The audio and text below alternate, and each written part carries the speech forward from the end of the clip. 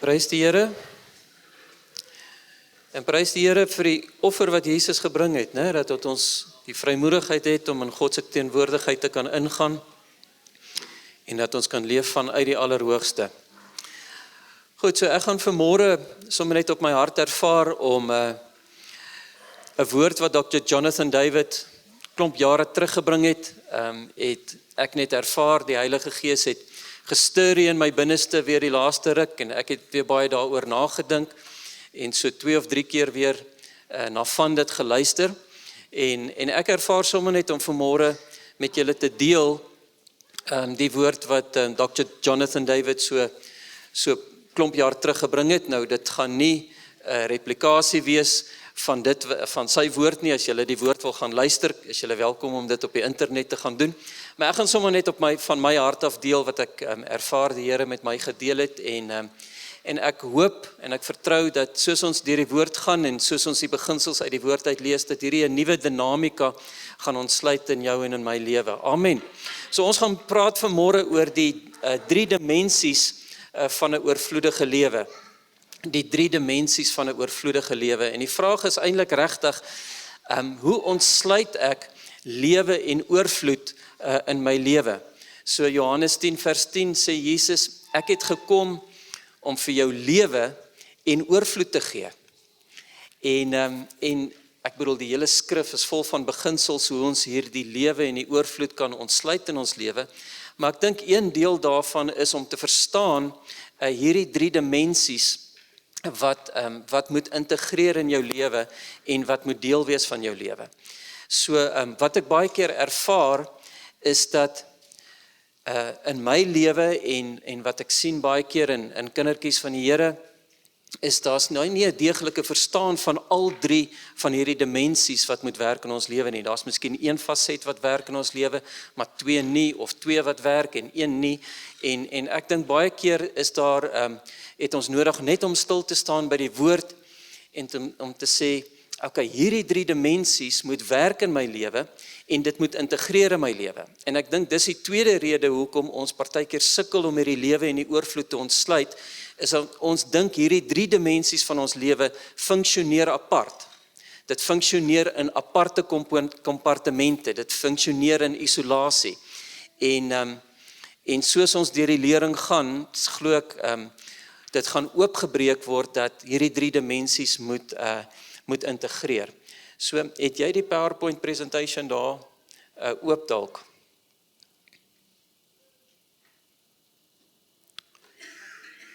Nog nie, okay. Hy's afgelaai daar, so jy sal hom kry op die desktop, maar ek kan so lank aangaan. Alright, so hierdie 3 dimensies waarvan ons praat, is 'n lewe in die hemelse plek, of 'n lewe in die heilige plek. Ek gaan eers die 3 noem, vir die van julle wat notas neem. So dis die eerste dimensie van 'n oorvloedige lewe, of van ons lewe, 'n lewe in die hemelse plek. Die tweede dimensie is 'n lewe in die aangewyste plek, of die aangestelde plek, wat verwys na die liggaam van Christus. En die derde dimensie is 'n lewe in die werksplek, of die markplein. So nommer 1, 'n lewe in die hemelse plek, of die heilige plek. 'n Lewe in die aangewyste plek, of die aangestelde plek, in die kerk, of die liggaam van Christus, ons gaan daaroor praat, en 'n lewe in die werksplek, of die markplein. En wat ons moet verstaan, is dat hierdie 3 dimensies dis een lewe waarvan ons praat.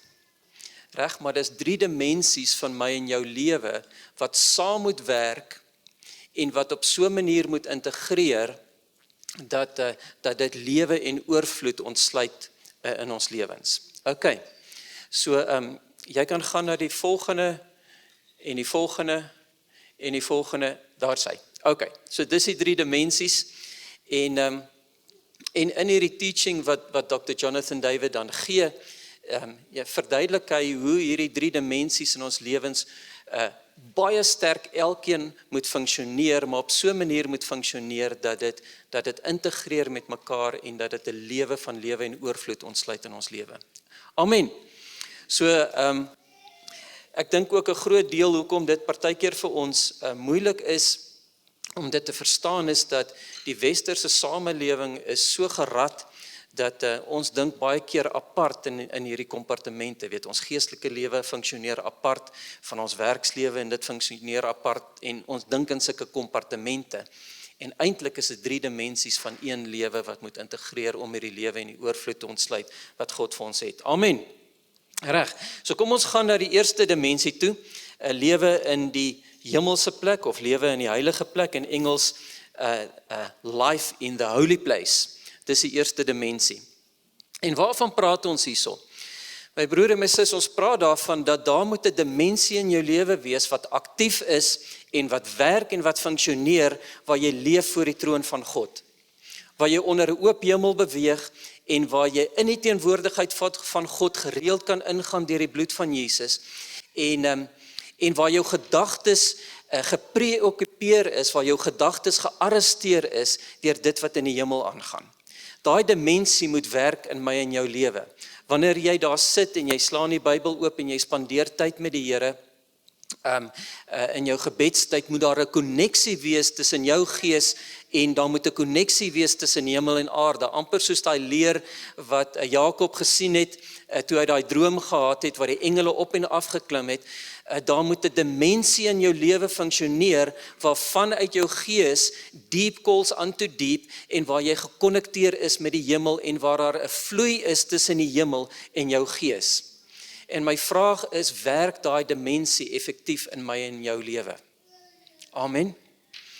En as ons daai dimensie, as dit nie optimaal funksioneer nie, en as dit nie daar is nie, of ons weet dit is daar, maar dit is, Nico, mens kry nie 'n kar wat op 3 silinders, is daar 'n 3-silinder kar? Ok, alright, so, ek het altyd gedag het begin by 4, maar jy hardloop nie op al 3 silinders nie. Jy weet, daar's 1 silinder wat nie lekker funksioneer as hierdie dimensie nie funksioneer nie. So aan die begin wil ek sommer vir jou vra is, hoe aktief is jou geestelike lewe?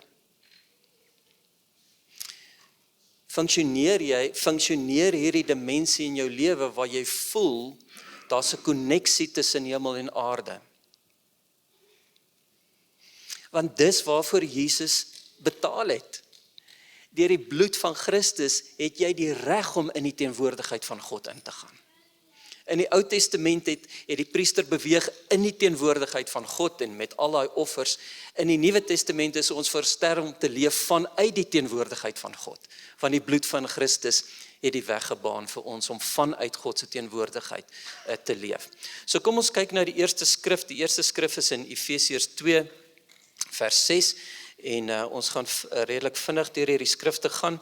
Dit behoort op die skerm te wees ook daarso, Efesiërs 2 vers 6, en dit sê, ek is saam opgewek en saam laat sit in die hemelse in Christus Jesus. Miskien die vorige versie 1, en ook toe ons dood was deur die misdade, lewend gemaak saam met Christus en uit genade is julle gered en saam opgewek en saam laat sit in die hemele in Christus Jesus.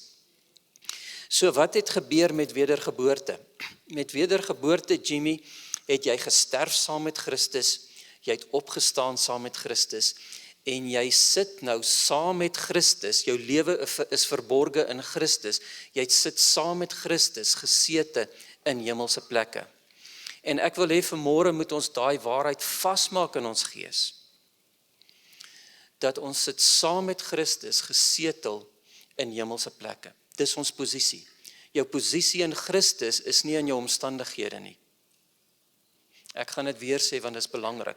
Jou posisie in Christus is nie onder jou finansiële omstandighede, of onder die situasie in die land, of wat ook al jy voel jou oordek op hierdie stadium. Jou posisie in Christus is, jy sit saam met hom, gesetel in hemelse plekke. Dis die dimensie waarvan ons praat. Amen.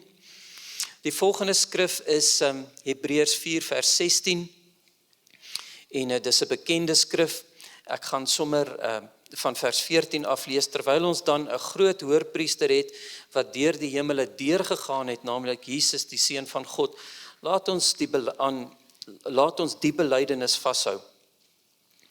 Want ons het nie 'n hoërpriester nie, wat nie met ons swakhede medelee kan hê nie, maar een wat in alle opsigte versoek is, net soos ons, maar sonder sonde.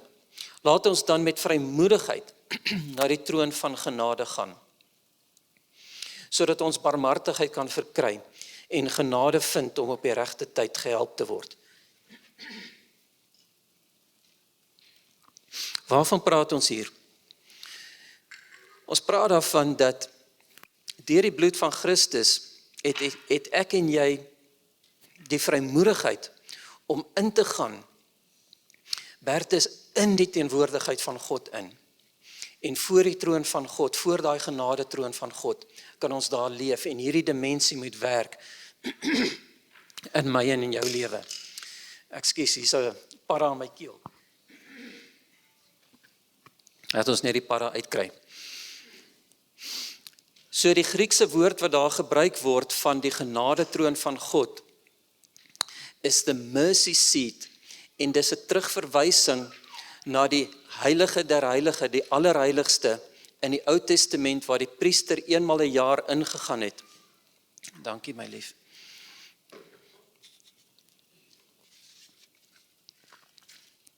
Dis 'n terugverwysing na die allerheiligste, die heilige der heilige, in die Ou Testament, in die tabernakel en in die tempel, waar die priester eenmal 'n jaar ingegaan het, en hy het die bloed, die offerbloed, het hy gesprinkel on the mercy seat. En dit het versoening gedoen vir die sonde van die volk, en dit het hom die reg gegee om God se teenwoordigheid in te gaan. Hier is die simboliek. Die simboliek is dat Christus met sy eie bloed, Hebreërs praat daarvan, met sy eie bloed ingegaan het in the very presence of God, soos die priester ingegaan het in die allerheiligste, het Christus ingegaan in die hemele in die teenwoordigheid van God met sy eie bloed. En God het gesê, dis genoeg. En dis in so mate genoeg, Jonathan, dat jy en Kobus en Nico en Bertus en ek en elkeen van ons elke dag, enige oomblik as ons dit kies, in die teenwoordigheid van God kan ingaan. In die Ou Testament was dit so heilig, dat as die hoërpriester ingegaan het, en daar was sonde in sy lewe, en die offer was nie aanvaarbaar nie, het hy dood neergeslaan. Dis hoekom het hy die klokkies onder aan sy rok gehad, dat die ouens aan die buitekant kan luister, as die klokkies ophou lui, het hy 'n tou aan sy voet gehad, dan trek hulle hom daar uit die allerheiligste uit. So heilig was God se teenwoordigheid gewees. Dink aan die krag van die bloed van Christus. Dat die bloed aan die kruis was genoeg gewees, dat ek en jy nou, as jy dit nou kies, soos ek met jou praat, in hierdie oomblik kies jy, Vader, ek kom in u teenwoordigheid, is jy geconnect met die hemel. You can go into the very presence of God, op hierdie oomblik as gevolg van die bloed van Christus. Ek vra jou weer, werk hierdie dimensie in jou lewe, gebruik jy dit? Christus het sy alles gegee, dat ek en jy daai dimensie kan ontsluit in ons lewe, dat ons kan leef in die teenwoordigheid van God, van 'n heilige God, van 'n lewende God. Amen. Nou in die laaste, miskien kan ek net hierdie storie vertel, so 'n mooi storie wat dit vir my altyd illustreer, van Smith Wigglesworth, as ek die storie reg onthou, wat op 'n stadium gegaan het om vir iemand te gaan bid, en die persoon het dood gegaan. En hy is in die kamer met hierdie persoon met hierdie lijk wat daar lê. En sy woorde is, and I took hold of the throne of grace. En hy het ingedruk, en ek weet nie vir hoe lank of hy deur die nag gebid het nie, maar hy het ingedruk. En soos ek die storie onthou, toe die dag breek, toe die son opkom, toe sien hy Jesus instap. En toe weet hy, die deurbraak het gekom, en hy het gebid, en daai persoon het uit die dood uit opgestaan. Maar sy woorde, I took hold of the throne of grace, and I pushed in. En daai voorreg is vir jou en vir my ook beskikbaar. En dan die laaste skrif wat ek net oor hierdie dimensie wil deel is Kolossense 3 vers 2.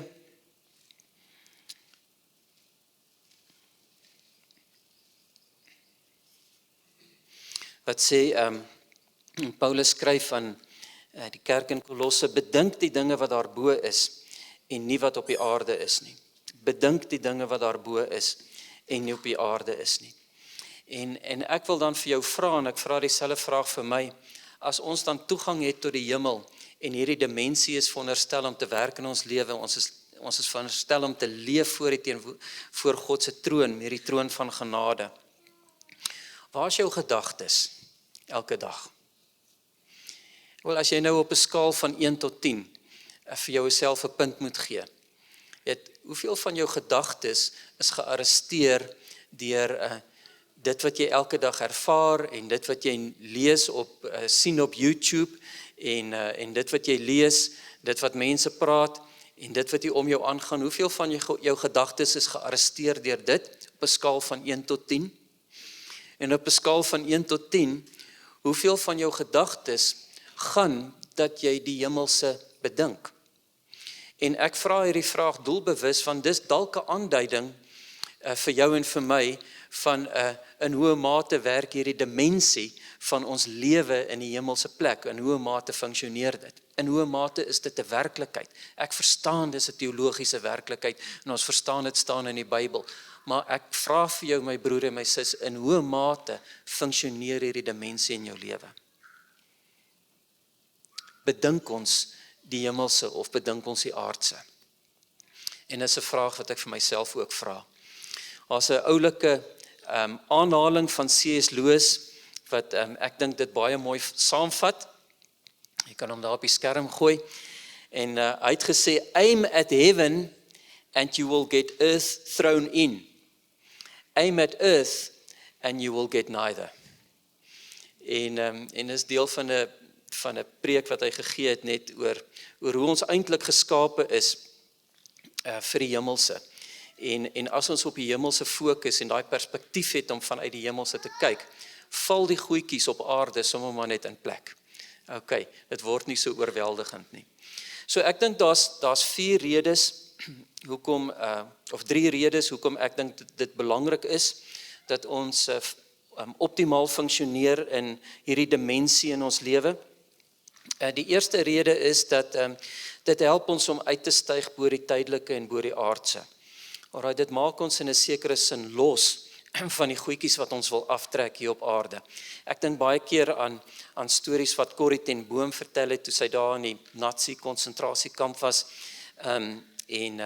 het mense soos Richard Wurmbrand, hoe het hulle dit reg gekry om in daai intense, ek weet dis ekstreme voorbeelde, maar hoe het hulle dit reg gekry om in daai intense omstandighede net uit te styg en 'n ander perspektief te hê? Dis nie moontlik as jou gees nie verbind is met die hemelse nie.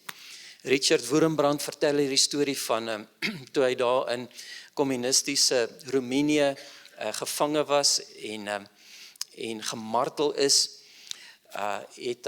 was daar 'n ander priester gewees wat ook 'n staan gemaak het vir die Here, en hierdie priester is so gemartel dat hy eintlik maar op pad was, hy was op sy einde gewees.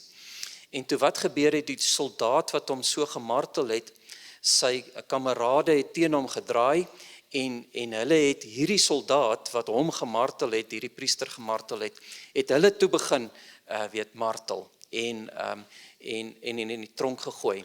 En hy beskryf die situasie, hulle is daar in die sel, en hierdie priester wat nou op sy einde is, lê daar, en hierdie ander soldaat wat nou ook verskriklik verinneweer is, lê ook daar, en hy is ook op sy einde. En hierdie priester staan op, en hy stap na hierdie soldaat toe wat hom so gemartel het. En hy sê vir hom, I really love you. En hy begin hom bedien. En hierdie ou krek net op, en hy gee sy lewe vir die Here, hierdie soldaat wat hom gemartel het. En Richard Wurmbrand vertel hoe beide van hierdie persoon, nadat daai soldaat sy hart gegee het vir die Here, hoe beide van hulle sterf op ou Kersaand, die aand voor Kersfees, beide van hulle, en beide van hulle gaan hemel toe. Nou, ek weet nie wat se situasie jy in die gesig staar nie. Ek het verseker 'n paar uitdagings, Jimmy. Maar weet jy wat die manier hoe ons onsself kan losmaak en perspektief kan kry en 'n ander perspektief kry, is om te fokus op die hemele. Amen. Om daai dimensie te ontsluit wat Christus voorbetaal het, deur sy bloed, deur sy kosbare bloed, dat ons dit kan gebruik en 'n ander perspektief kan kry, 'n ewigheidsperspektief kan kry op die situasies wat ons so baie keer wil oorweldig en wil donker maak om ons. Amen. Ek dink die volgende rede is dat, ek het dit nou gesê, dit gee vir ons 'n ander perspektief op die lewe. Psalm 36 vers 9 sê, in u lig sien ek die lig. In u lig sien ek die lig. En baie keer in my eie lewe, as ek net regtig tyd vat en in God se teenwoordigheid ingaan, bid en tyd spandeer met die Here, kry ek sommer net 'n ander perspektief. En ek sien situasies op 'n ander manier. En dis daai dimensie wat inskop. En ek dink die vierde rede hoekom hierdie dimensie belangrik is dat ek en jy moet besef dat ons vervulling, ons ultimate vervulling, lê nie op hierdie aarde nie. Ek gaan dit weer sê, ons ultimate vervulling, ons volle vervulling lê nie op hierdie aarde nie. Daar's 'n skrif wat ek nou weer onlangs gelees het in Psalm 16, dis nie in my notas nie, maar ek wil dit net gou lees. Net gou kans. Dis die laaste vers van Psalm 16. Ja, u sal my die pad van die lewe bekend maak. Hoor hierso, versadiging van vreugde is voor u aangesig. Lieflikhede in die regterhand vir ewig. Versadiging van vreugde. My broer en my sis, die versadiging van vreugde in jou lewe gaan jy nie kry deur goed op die aarde nie. Ek wil so ver gaan om te sê, jy gaan dit nie kry, die volle versadiging van dit wat in jou lewe moet gebeur, gaan nie kan gebeur deur jou man nie, mevrou. Hy het nie daai vermoë nie.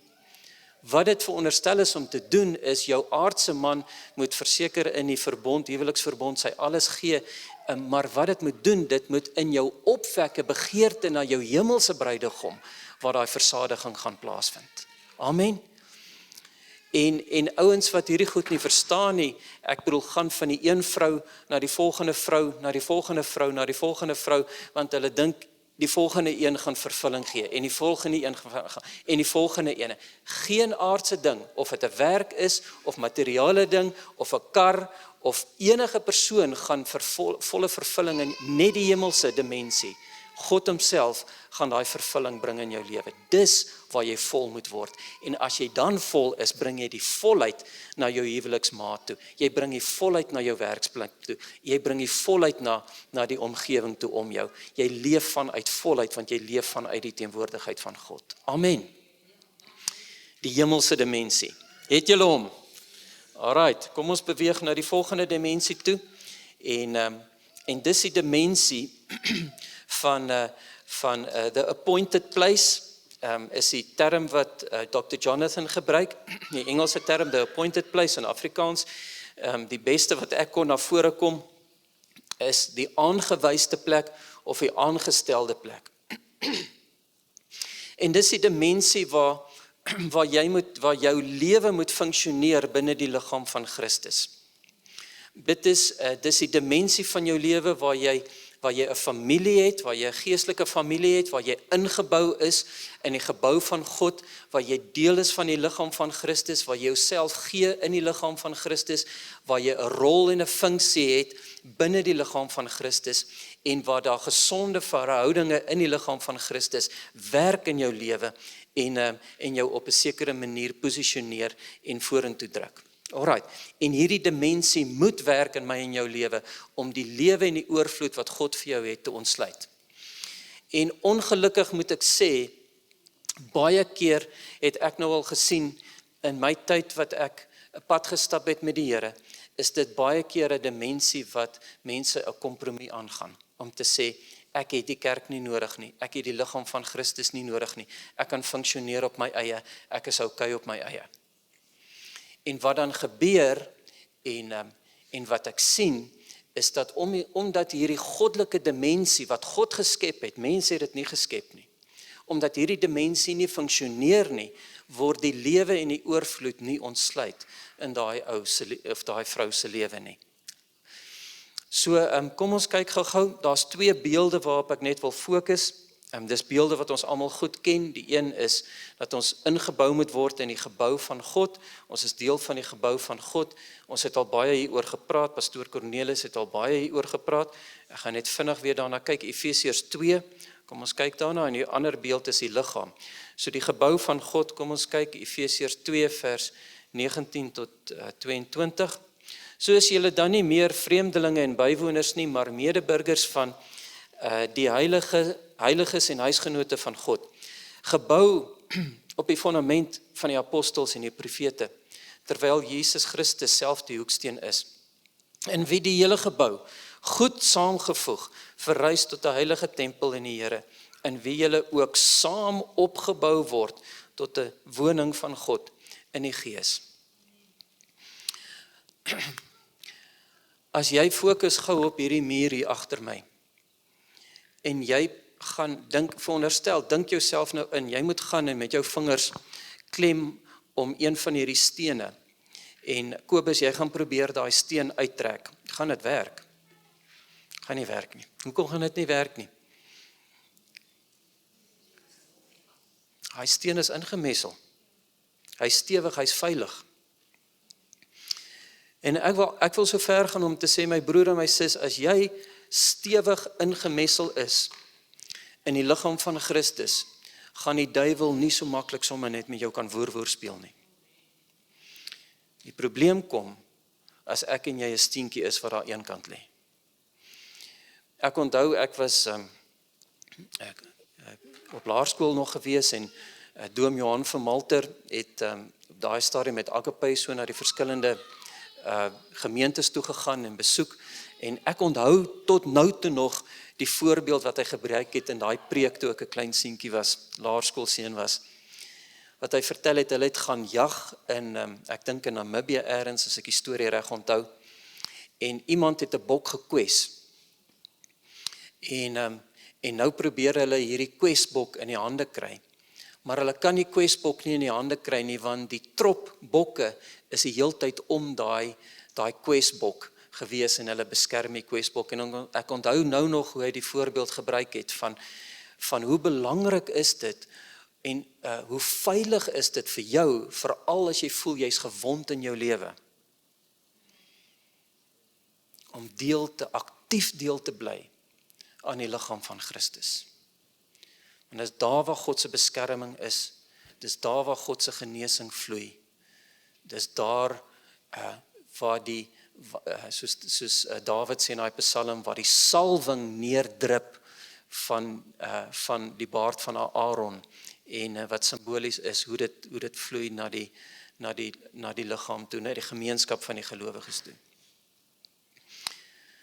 So hoe funksioneer hierdie dimensie in jou lewe? Die ander skrif is 1 Korintiërs 12, en dit is, ons ken dit is die liggaam, die beeld van die liggaam. Ek gaan net 'n paar versies lees, want net soos die liggaam een is, en baie lede het, en al die lede van die een liggaam, al is hulle baie, een liggaam is, so ook Christus. Vers 14, want ook die liggaam is net een lid, maar nie baie nie, en dan gaan hy aan, ek gaan nie alles lees nie, dat elkeen van ons het 'n spesifieke plek en 'n spesifieke rol om te vervul. En dat die een se rol nie belangriker is as die ander rol nie, en dat die verskillende lede in die liggaam van Christus eer aan mekaar moet sê, maar dat ons moet gee, en dat ons van mekaar afhanklik moet wees, en eer aan mekaar moet gee.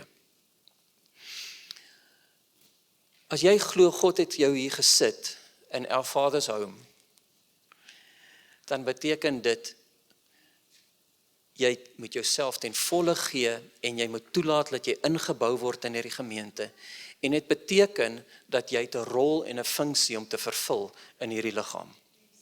Amen. Die konsep van die liggaam van Christus en van die kerk is nie dat die een geroep is en die ander kan agteroor sit en nie bydra nie. Die manier hoe ek groot gemaak is, as jy deel is van 'n gesin, het jy 'n bydra om te lewer.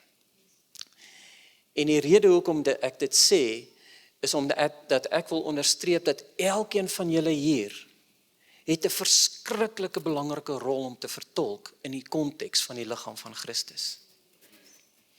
Al is dit, as jy 'n voorbidder is, om te bid. Jy moet by die Here gaan hoor, saam met leierskap, wat is jou rol en wat jou funksie, om te funksioneer in hierdie deel van die liggaam van Christus. Die feit van die saak is, 'n dimensie in jou en my lewe moet funksioneer, waar ons deel is van die liggaam van Christus, en waar ons die volle oorvloed wat God vir ons beplan het, wat moet funksioneer in die kerk en in die gemeente, moet ervaar. So daar's, ek wil 4 redes uitlig hoekom ek dink hierdie dimensie is belangrik. Die eerste rede is rondom geestelike autoriteit. En ek gaan vinnig daaroor gaan. Efesiërs 1 vers 20 en 23 sê, is julle nog hier? Okay. Vers 20 sê, wat hy, God, gewek het in Christus, toe hy hom uit die dode opgewek het, en hom laat sit het aan sy regterhand in die hemele, bo alle owerheid en mag en krag en heerskappy en elke naam wat genoem word, nie alleen in hierdie wêreld nie, maar ook in die toekomstige. En hoor mooi, en hy het alle dinge onder sy voete onderwerp, dit is nou Christus se voete onderwerp, so sien die beeld van Christus en sy liggaam, alle dinge, alle owerhede is onder Christus se voete onderwerp en hom as hoof bo alle dinge aan die gemeente gegee, wat sy liggaam is, die volheid van hom wat alles in almal vervul.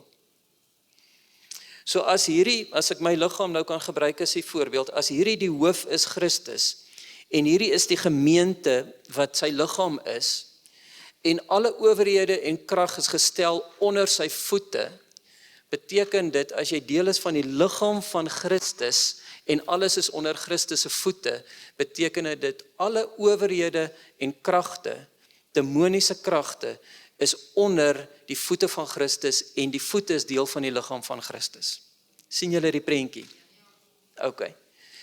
So, wanneer ons praat van geestelike oorlogvoering, wanneer ons praat van beskerming in die gees, waarvan Efesiërs 6 in dieselfde boek later dit so oopbreek en sê, jou worstelstryd is nie teen vlees en bloed nie, maar teen bose geeste in die lig. Dis in dieselfde boek, in dieselfde konteks. Wanneer ons praat van jou geestestryd teen demoniese magte, in die geestesrealm, wat gebeur in die geestesrealm oor jou lewe? As jy gekonnekteer is aan die liggaam van Christus, is alle owerhede en magte ondergeskik aan die liggaam van Christus. Verstaan julle die beskerming in die gees en die autoriteit wat gekoppel is aan die hoof van die liggaam, wat daar ingelok is in die liggaam van Christus. En ek sê dit omdat jy moet verstaan, wanneer hierdie dimensie werk in jou lewe, is daar 'n sekere dimensie van beskerming wat funksioneer oor jou lewe as jy aktief deel is van die liggaam van Christus. Amen. So daar's beskerming in die gees, glo ek, om deel te wees van die liggaam van Christus. Die tweede rede hoekom ek dink hierdie dimensie belangrik is, daar's iets wat ons noem die korporatiewe salwing wat funksioneer. So wanneer daar eenheid is as haar krag, en die deurbrake wanneer jy ervaar, wanneer jy hier sit, wanneer ons aan aanbidding is, en ons staan rondom die woord van God, is daar 'n korporatiewe salwing wat funksioneer, en wat vir jou deurbrake kan gee, wat jy nie noodwendig gaan ervaar, as jy net alleen is, apart is nie. Daar's iets wat ons noem die korporatiewe salwing, wat jou in 'n groter mate vryheid en deurbrake gaan gee, in jou lewe wat funksioneer, wanneer jy in die liggaam van Christus is. Die derde rede is, en ons almal ken dit, dat in die verhoudings in die liggaam van Christus is daar emosionele vervulling, genesing, in die gemeenskap met mekaar, en partykeer ook fisiese behoeftes wat ontmoet word. Ek en Stefan het al, hulle het my vertel van 'n studie, 'n Harvard studie, wat al 85 jaar oud is, het 1930s begin, van Harvard Universiteit. En hierdie studie het hulle gekyk na, it's the happiness study, so hulle het gekyk na, volwasse ontwikkeling, maar veral ook wat maak mense gelukkig in die lewe. En na 85 jaar, dis die langste studie wat handel oor happiness en oor adult development, die langste studie ooit, 85 jaar. Die kruks van die saak is, na 85 jaar se wetenskaplike navorsing, is dat die een ding wat mense gelukkig maak, is gesonde verhoudings. That's it. Nie geld nie, nie waar jy bly in die wêreld nie, nie of jy hier bly of in Amerika bly nie. Gesonde verhoudings. That's it. Hulle het gevind dat ouens wat sterk gesonde verhoudings het, gelukkiger is, fisies gesonder is, liggaams, en hulle leef langer. Ok, ons kon dit al vir hulle lank terug gesê het, né? Ok. Maar dis wat veronderstel is om te gebeur in die liggaam van Christus. Gesonde verhoudings. En dis God se meesterplan. En daarom sê die Bybel, ons moet ernstig streef om die eenheid te bewaar.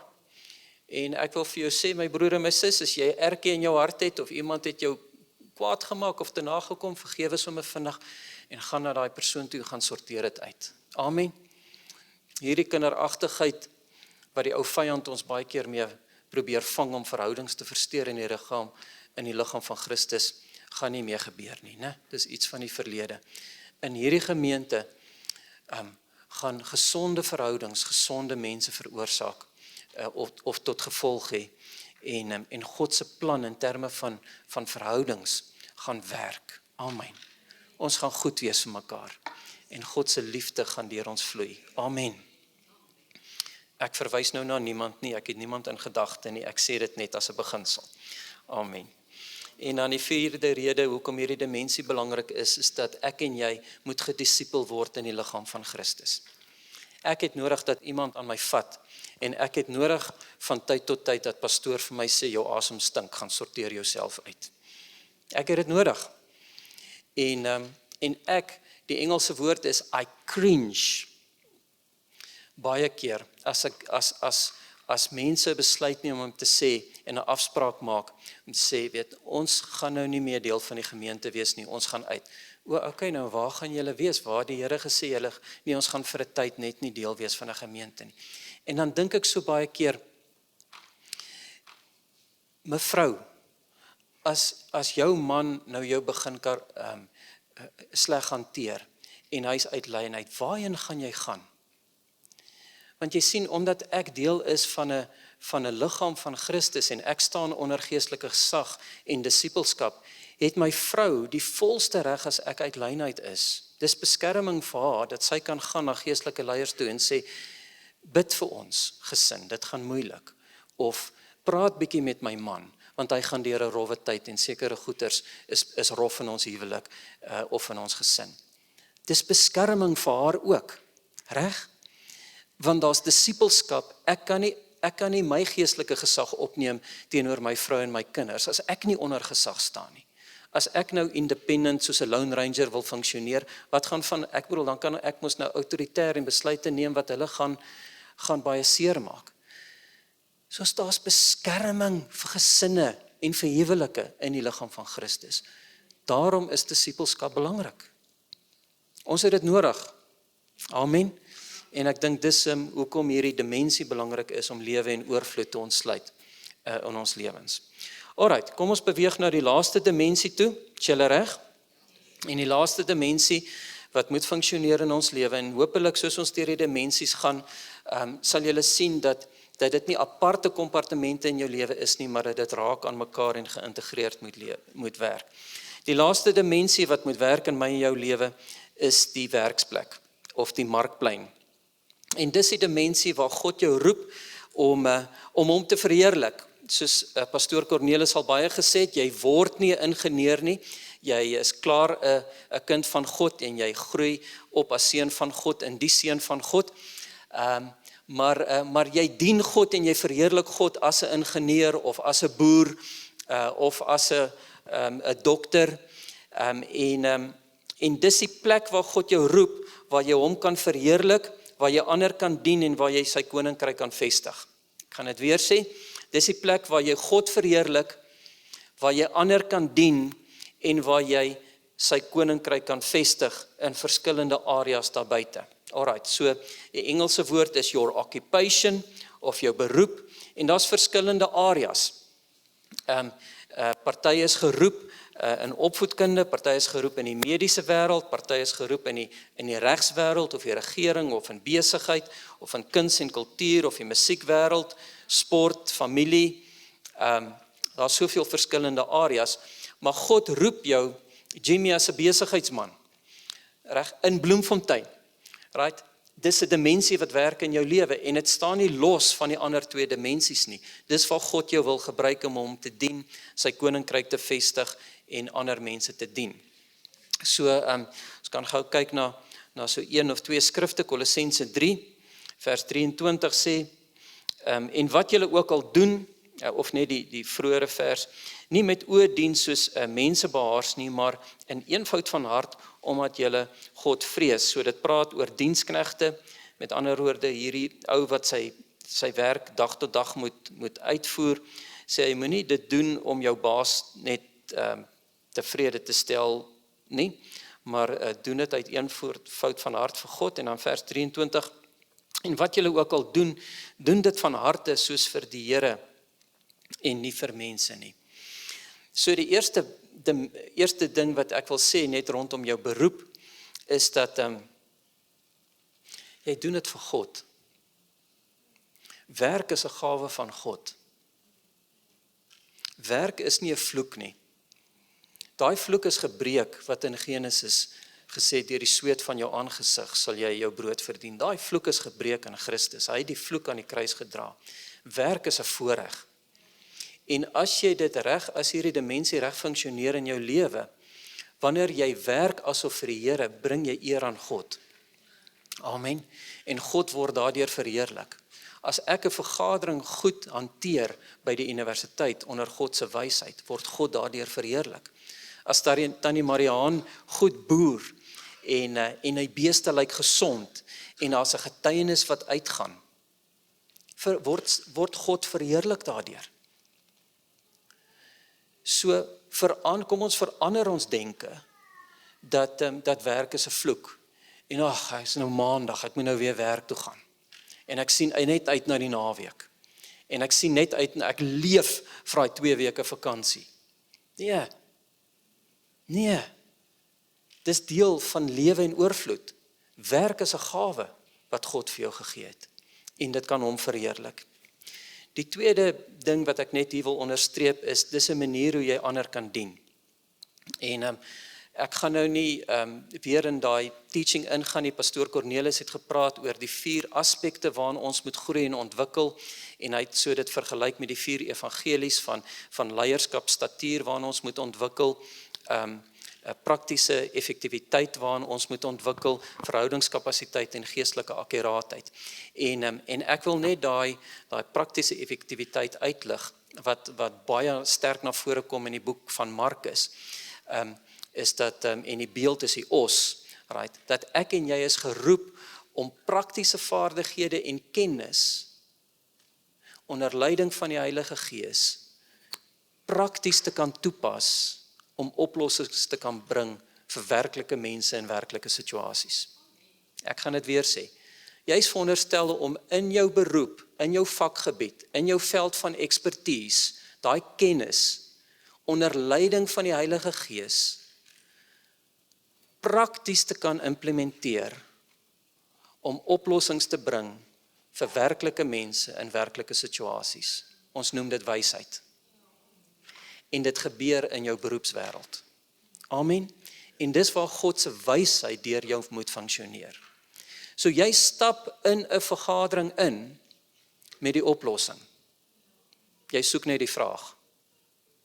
Jy stap in die vergadering in met 'n antwoord. Jy soek net die vraag, want die antwoord leef in jou. Amen. Sien jouself so, my broer en my suster, dat God se hand is op jou lewe, wanneer jy in daai vergadering instap, of in daai besigheidstransaksie instap, of in daai boeredag instap, of waar ook al. Amen. En dan die laaste dimensie, of nie laaste dimensie, die laaste ding wat ek net wil onderstreep in hierdie dimensie is dat, wanneer hierdie dimensie van die werksplek reg funksioneer, sal ons ook God se koninkryk vestig in ons sfeer van invloed daar buite. Ek dink baie keer aan Daniel en Josef, hoe Daniel in 'n goddelose stelsel gewerk het. Ek bedoel, daai was aaklige atties geweest, wat hulle aanbid het en te kere gegaan het, en Josef ook. En hy het gestaan, en hy het God se teenwoordigheid ingebring, en op die ou ende het die koning van Babylonië en van Assirië het erken dat God die koning is. God het jou geplaas as 'n boer in die landbouveld om sy koninkryk te vestig. Hy het jou daar geplaas. Sy teenwoordigheid moet inkom. Mense om jou moet begin erken dat hy die enigste Here is en dat hy werk in en deur jou lewe en dat die wysheid van die hemel werk in jou lewe. God het jou geplaas in onderwys, God het jou geplaas in die mediese wêreld, God het jou geplaas in die bankwese, in die besigheidswêreld, om sy koninkryk te vestig. Jy is die lig en jy is die sout, wat keer dat verrotting plaasvind, en dat God se stem en sy teenwoordigheid deurkom. En dit beteken baie keer dat ek en jy moet stil raak, en dis wat baie keer wat ek doen in myself, en sê, Vader, gee vir my die bloudruk vanuit die hemel, wat ek moet neersit in hierdie vergadering. Gee vir my die woorde wat ek moet sê, en wat ek nie moet sê nie, in hierdie situasie. Here, gee vir my die woord van bemoediging, wat ek vir my baas moet gee, met 'n WhatsApp wat ek vir hom stuur. Here, gee vir my die woord van bemoediging, miskien met 'n skrif, wat ek moet stuur vir die CEO van hierdie company, om vir daai persoon deur te gee, wat u vir hom of haar wil sê. As Daniel en Josef nie gepraat het, wat hulle vanuit die hemel gekry het nie, het konings nie gedraai nie. God wil jou gebruik. Het is nie toevallig dat jy net daar is nie. So my broer en my sis, om op te som, om saam te vat, om die lewe en die oorvloed te ontsluit wat God vir jou het, glo ek werklik, daar moet 3 dimensies funksioneer in jou lewe, wat ons sien in die skrif. Die een is die dimensie van die heilige plek op die hemelse plek, waar jy toegang het deur die bloed van Christus, en in die hemel of vanuit die hemel leef, vanuit God se teenwoordigheid leef. Die tweede dimensie is die aangewyste plek of die aangestelde plek in die liggaam van Christus, waar jy ingebou word in die gebou van God en aktief deel is van die liggaam van Christus, en dat die lewe in die liggaam vloei na jou lewe toe. En die derde dimensie is die dimensie in die werksplek of die markplein, waar jy God verheerlik, ander dien en sy koninkryk vestig. Kom ons bid saam. Vader, baie dankie dat, Here, dankie dat u hart is om vir elkeen van ons lewe en oorvloed te gee. Jesus, dis hoekom u gekom het, sodat ons lewe en oorvloed kan ervaar, dat ons kinders lewe en oorvloed kan ervaar, in elke facet van ons lewens. En Here, ek bring myself ook na u toe, elkeen van ons na u toe. En ja, Here, vergewe ons, waar ons partykeer die waarheid van die woord in hierdie fasette van ons lewens nie ten volle omarm het nie, Here, ons bely dit, vergewe ons daarvoor, Here, was ons met die bloed van Christus, maar help ons in hierdie week wat voorlê, en soos ons vorentoe beweeg, die pad stap saam met u, net om te gaan na die volgende vlak toe wat u het vir ons, om te gaan van heerlikheid tot heerlikheid, in die plan en die droom wat u vir ons het. Here, dat ons sal leef vanuit die teenwoordigheid, dat dit 'n werklikheid sal wees in ons lewens. Here, dat ons die lewe sal ervaar in die liggaam van Christus, en dit wat u beplan het, wat ons moet ervaar in hierdie gemeente, en hoe ons interaksie het met mekaar, en die liefde en die ondersteuning, en die disipelskap wat vloei onder mekaar. Here, laat dit aktief wees in ons midde, Here, en daar waar u ons geplaas het om te werk, Here, dat ons u sal verheerlik deur dit, en dat ons oplossing sal bring, en u koninkryk sal vestig in daai areas. Ons gee onsself opnuut vir u, Vader, en ons vra dit in die naam van Jesus Christus. Amen.